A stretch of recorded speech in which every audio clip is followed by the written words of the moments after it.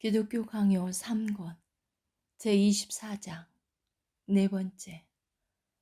오직 말씀의 명확성과 확실성을 통하여 우리의 선택이 확정됨. 선택이 우리와 관련되어 있다고 느끼게 하는 것은 복음에 대한 믿음이다.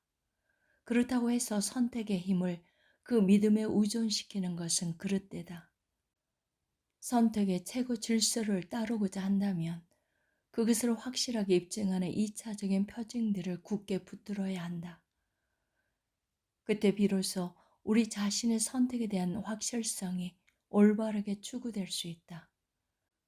사탄이 근심이나 위험을 유혹거리로 야기해서 신자들의 마음을 낙담시키는 최고의 방법은 신자들이 자기들의 선택에 대해서 의구심을 품고 동요하게 만드는 동시에 길을 벗어나 사악한 욕정을 가지고 선택을 추구하도록 자극시키는 것이다. 여기서 내가 길을 벗어나 추구한다라고 부르는 것은 단지 사람에 불과한 자가 하나님의 은밀한 지혜의 그 심오한 곳까지 돌파해 들어가려고 시도하고 심지어 그 최상의 영혼까지 줄곧 관통하여 하나님의 심판자에서 일어날 그 자신에 대한 심판이 어떠한지를 발견하려고 애쓰는 것을 의미한다. 그때 그는 끝없이 깊은 소용돌이에 자기를 던져 끝내 삼킴을 당하고 헤어날 수 없는 무수한 올무에 자기를 올가매며 지르게 어두움이 가로나의 심연 속에 자기를 매장시키고 말 것이다. 사람이 자기가 가진 모든 힘을 쏟아 하나님의 지혜의 높이에 가 닿고자 할 때 그의 천품에 속한 우둔함은 무서운 파멸에 이르는 형벌을 받아야 함이 마땅하다. 이 유혹은 우리 가운데 거의 모두가 그 어떤 것보다 빠지기 쉽기 때문에 그만큼 더 치명적이다. 하나님의 선택이 아니라면 우리의 구원이 어디서 오겠는가? 당신에게는 당신 자신에 대한 선택의 계시가 어떻게 존재하는가? 이러한 생각이 반복해서 자기의 마음에 떠오르지 않는 사람은 지극히 드물 것이다. 이러한 생각이 한번 마음에 새겨진 사람은 항구적으로 계속될 자기의 비참함을 상기하며 그 무서운 고통에 시달리게 되거나 극도로 망연자실하고 말 것이다. 이에 대한 경험은 그 자체로 선택보다 믿음을 앞세우는 자들이 얼마나 사악한 상상을 하고 있는지를 그 무엇보다 더 분명하게 확정시켜준다. 그러므로 더 이상의 증거가 필요 없다. 왜냐하면 양심을 압도하고 요동치게 해서 하나님을 향한 평화와 고요함을 그들로부터 빼앗아 가는 것이야말로 가장 큰 해를 끼치는 오류이기 때문이다. 그렇기 때문에 만약 우리가 난파를 두려워한다면 주의를 다해서 이 바위를 피해야 한다. 그것을 향하여 내달린 사람은 누구 할 것 없이 모두 멸망에 이르게 되기 때문이다.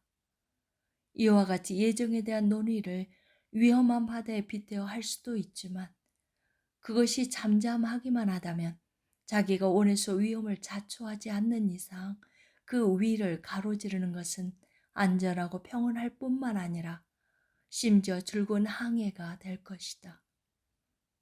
자기들의 선택을 더욱 확실한 것이 되게 하려고 하나님의 영원한 계획에 대하여 그 말씀을 도외시한 채 파악하려고 드는 자들이 치명적인 심연에 삼켜지게 되듯이 그것을 올바르고 질서에 맞게 그 말씀에 내포된 그대로 탐구하고자 하는 자들은 헤아릴 수 없는 위로의 열매를 거두게 될 것이다. 그러므로 우리는 하나님의 부르심에서 시작해서 그 부르심 가운데서 끝내는 길에서 서서 질문을 하고 답을 얻도록 하자. 이러한 길에 선다고 해서 신자들이 하나님의 손을 통하여 날마다 누리게 되는 은총이 그의 심온한 자녀 사무심으로부터 내린다는 사실을 느끼지 못하도록 가로막지 않는다. 우리가 보듯이 주는 기사를 옛적에 정하신 뜻대로 성실함과 진실함으로 행하셨음이라라고 이사야가 전한다. 하나님이 우리를 자녀 삼으심이 우리의 구원의 표이다. 하나님은 이 표를 통하여서 자기의 계획을 가급적 많이 우리에게 알리심으로써 그것을 우리 속에 확정하고자 원하신다. 선지자가 전하는 이 말씀의 증언이 약하게 보이지 않도록 그것이 우리에게 제시하는 명확성과 확실성이 얼마나 대단한지를 돌아보도록 하자. 베르나르두스는 이에 대해서 다음과 같은 점을 부각시킨다. 그는 유기된 자들에 대해서 다루고 나눠 다음과 같이 말한다. 하나님의 의도는 확고하다. 화평을 위한 그의 판결은 그를 두려워하는 모든 자들 위에 확고하다고 할 것이니 그는 그들의 악행들은 염두에 두지 않으시고 그들의 선행들은 헤아리신다. 그리하여 자기에게 속한 것들을 사용하셔서 놀라운 방식으로 선한 것과 악한 것들이 협력하여 선에 이루도록 하신다. 누가 능히 하나님께서 택하신 자들을 고발하리요. 나에게는 오직 그만을 내 편에 두는 것으로 모든 의의가 충분하다. 나는 오직 그에게만 죄를 범하였다. 그 자신이 나에게 전가하시지 않기로 작정하셨던 것은 모두 나에게 없었던 것과 같다. 그리고 조금 후에 다음과 같이 말한다. 오, 참된 안식처여. 이를 침실이라고 부르지 않는다면 그를 칭하는 것이리라. 하나님을 뵙는 곳이요. 그의 진노로 우리가 교란되거나 그에 대한 근심으로 우리의 마음이 불안해지는 곳이 아니라 그의 선하고 기쁨이 되며 완전한 뜻을 통하여 우리가 그 안에 있음을 인정하는 곳이로다. 이 환상은 우리를 두렵게 하지 않고 우리를 부드럽게 쓰다듬어 준다. 그것은 불안한 호기심으로 우리를 자극시키지 않고 오히려 평온하게 한다. 그것은 우리의 지각을 지치게 하지 않고 오히려 평안하게 한다. 여기에 참된 안식이 주어진다. 평안하신 하나님이 모든 것을 평안하게 하신다. 그리고 자기를 바라보면서 안식하는 자들에게 안식이 있게 하신다. 다섯 번째, 아들이신 그리스도 안에서만 아버지의 선택에 합당하게 헤아려짐. 하나님의 부성적인 관용과 호의적인 마음을 찾으려면 먼저 우리는 눈을 그리스도께 돌려야 한다. 왜냐하면 오직 그리스도 위에만 아버지의 영이 머무르시기 때문이다. 만약 우리가 구원과 생명과 천국의 불멸을 찾는다면 우리가 도피처로 삼아야 할 분은 그리스도 외에는 아무도 없다. 오직 그만이 생명의 원천이시고 구원의 다치시며 천국의 상속자이시다. 우리의 하늘 아버지가 뽑으셔서 자기의 호의로 인하여 우리가 구원과 불멸을 얻도록 하려는 목적이 아니라면 선택이 무슨 필요가 있겠는가? 당신이 아무리 굴러보고 몰아보고 해도 선택의 궁극적인 목표는 그 이상의 경계를 넘어서지 못한다. 그러므로 하나님이 자기의 자녀로 취하신 자들은 그들 자신 안에서가 아니라 그리스도 안에서 택함을 받았다고 일컬어진다. 왜냐하면 하나님이 만약 그들을 그리스도 안에서 사랑하실 수 없었다면 그리하여 그들이 먼저 그리스도에 동참하는 자들이 되지 않았더라면 그들을 자기 나라의 기업으로서 영예로운 자리에 세우실 수 없었을 것이기 때문이다. 그러나 우리가 그리스도 안에서 택함을 받았다고 할진대 우리 선택의 확실성은 자기 자신 안에서 발견되지 않을 뿐만 아니라 우리가 성부 하나님을 성자로부터 분리시키려는 생각을 품고 있는 이상 성부 하나님 안에서도 발견되지 않을 것이다. 따라서 그리스도는 우리가 우리 자신의 선택을 비추어 묵상해야 함이 마땅한 거울이시다. 여기에서 어떤 기만도 있을 수 없다.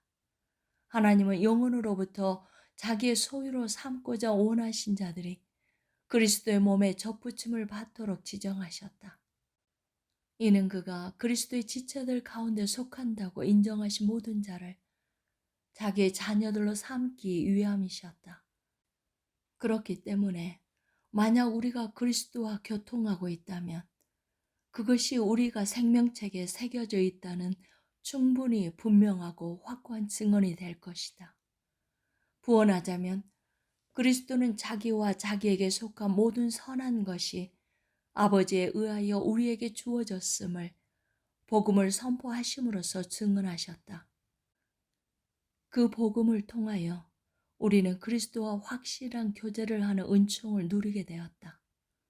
그리하여 그로 옷 입고 그에게까지 자라가며 결과적으로 그가 살아계심으로 우리도 살아있다는 일컬음을 받게 되었다.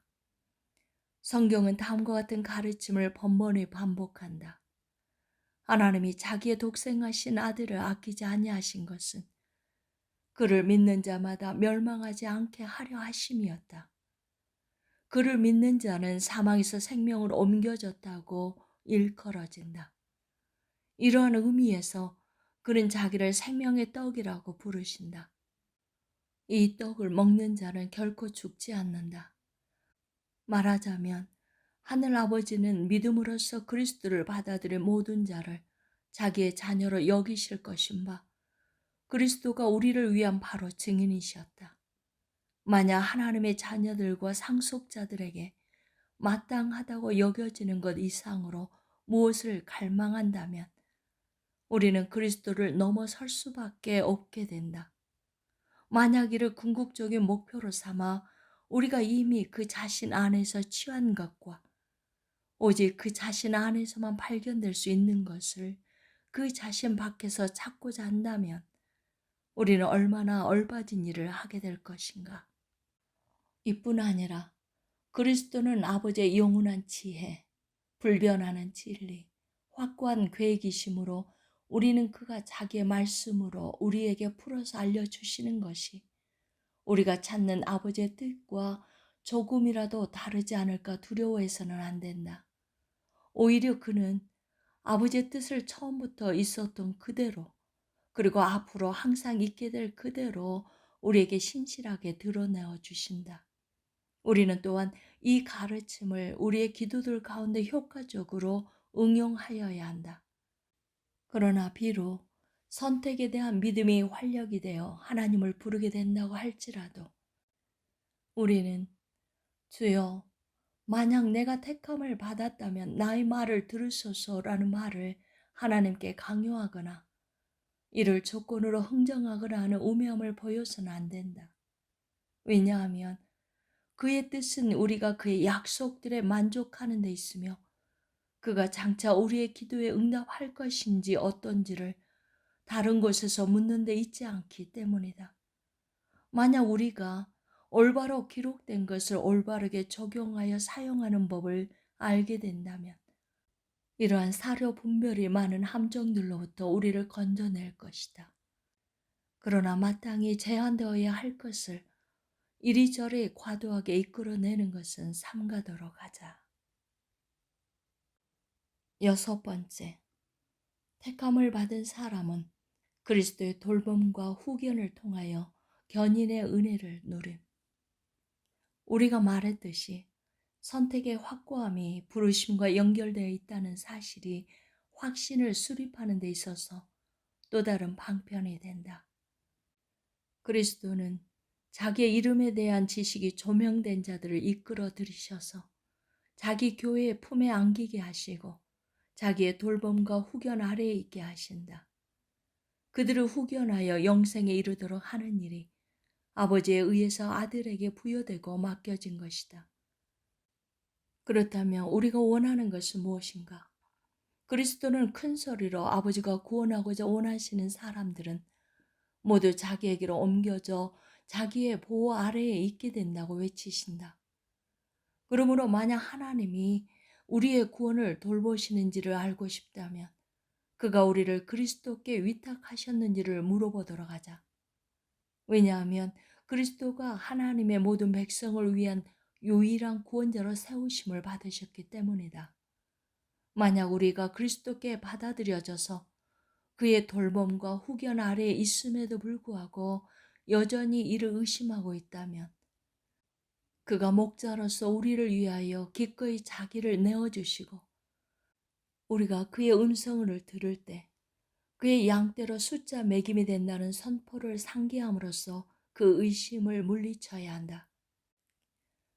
그러므로 인자하심으로 자기 자신을 우리를 위하여 내어주시고 우리에게 다가와 마주보시는 그리스도를 영접하도록 하자.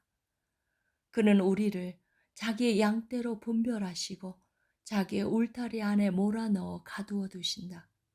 그러나 우리의 미래가 어떠할지 그 상태에 대한 근심이 은밀히 들어온다. 부르심을 받은 자들은 이전에 택함을 받은 자들이라는 바울의 가르침과 함께 성함을 받은 자는 많되 택함을 입은 자는 적으니라라는 그리스도의 말씀이 우리 속에서 동시에 떠오르기 때문이다.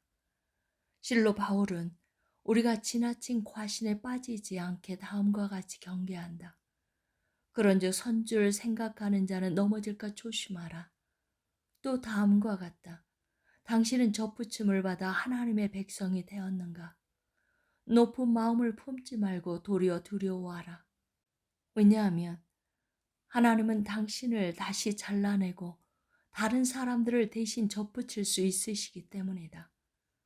전국으로 우리는 다름 아닌 우리 자신의 경험을 통하여 견인이 없다면 부르심과 믿음이 아무것도 아니라는 것을 배우게 된다. 그렇다고 해서 견인이 모든 사람에게 일어나는 것이 아니다.